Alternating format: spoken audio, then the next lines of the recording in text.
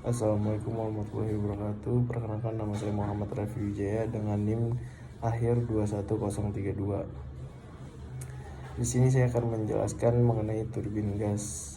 Turbin gas adalah mesin yang menghasilkan tenaga mekanik atau daya dorong.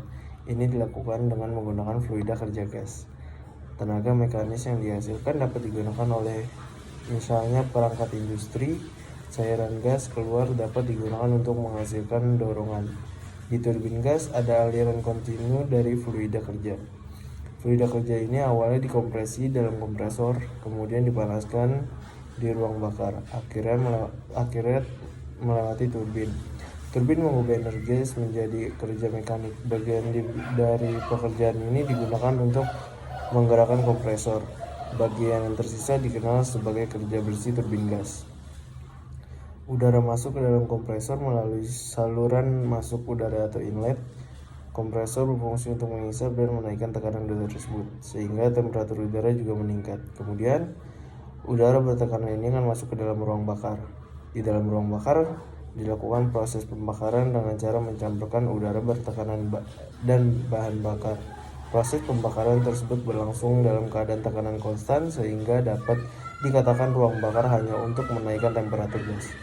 Gas hasil pembakaran tersebut dialirkan ke turbin gas melalui suatu nozzle yang berfungsi untuk mengarahkan aliran tersebut ke sudut-sudut turbin.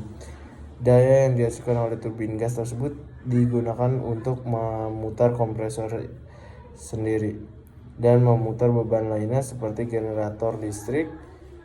Setelah melewati turbin gas tersebut, ini akan dibuang keluar melalui saluran buangan exhaust. Turbin gas dijelaskan secara termodinamika oleh siklus Brayton, di mana udara dikompresi secara isentropik. Pembakaran terjadi pada tekanan konstan dan ekspansi terjadi di turbin secara isentropik, kembali ke tekanan awal. Dalam praktiknya, gesekan dan turbulensi menyebabkan isentropik non-kompresi. Untuk suatu tekanan secara keseluruhan, rasio suhu pengiriman kompresor lebih tinggi dari ideal.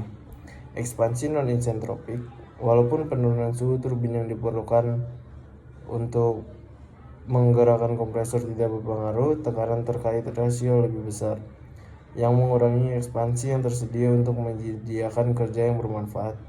Tekanan kerugian dalam asupan udara.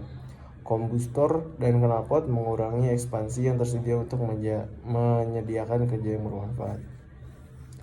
Sekian penjelasan mengenai turbin gas dari saya, kurang lebih mohon maaf. Assalamualaikum warahmatullahi wabarakatuh.